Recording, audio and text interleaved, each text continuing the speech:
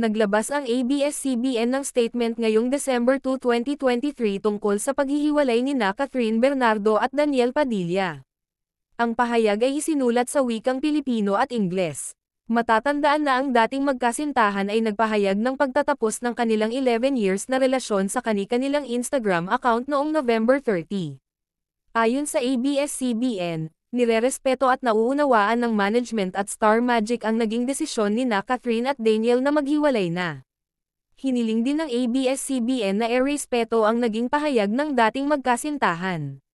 Pakiusap pa ng ABS-CBN, huwag na nating dagdagan, bigyan ng ibang kahulugan, o gawan ng kwento at fake news.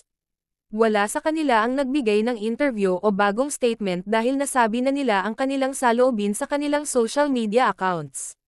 Makatutulong din umano kina Catherine at Daniel kung igagalang ang naging desisyon ng mga ito sa kanilang pag-move on mula sa breakup.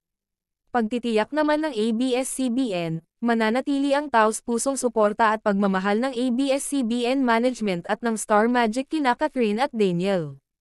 Samantala, naglabas na rin ng pahayag si Daniel Padilla kaugnay ng hiwalayan nila ni Catherine Bernardo.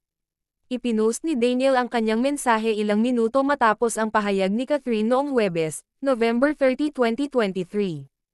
Hindi nagbigay ng dahilan si Daniel kung bakit sila nag-break ni Catherine. Ang tanging sinabi niya ay hindi mawawala ang pagmamahal niya sa dalaga sa kabila ng kanilang hiwalayan. Ang makatang pahayag ni Daniel, paibig. Sa mundo, buhay at sa limitadong oras na tayo ay nandito. Isang malaking biyaya ang pagmamahal. Ang mahalin ka, at mahalin mo. Ang mga alaala natin ay laging kong baon sa aking puso at magiging liwanag sa mga madidilim kong araw.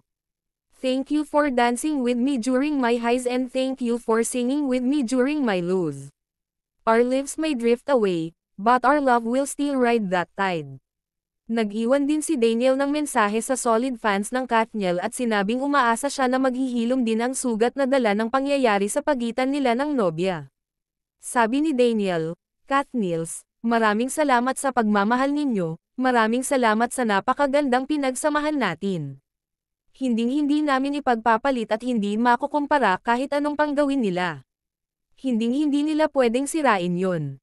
This is beyond show business. Pamilya kayo at mga kaibigan. Magiging mahirap pero kailangan natin yakapin ang kinabukasan. I pray for us to grow and heal. Sa huli, dagdag ni Daniel, Bal, ang pagmamahal ko sa iyo ay walang hanggan at walang katapusan. Samantala, sa ngayon ay naging tahimik pa si Andrea Brillantes sa isyu, kahit binabato na siya ng mga netizens ng kung ano-ano, ay wala pa rin itong pahayag para linisin ang pangalan.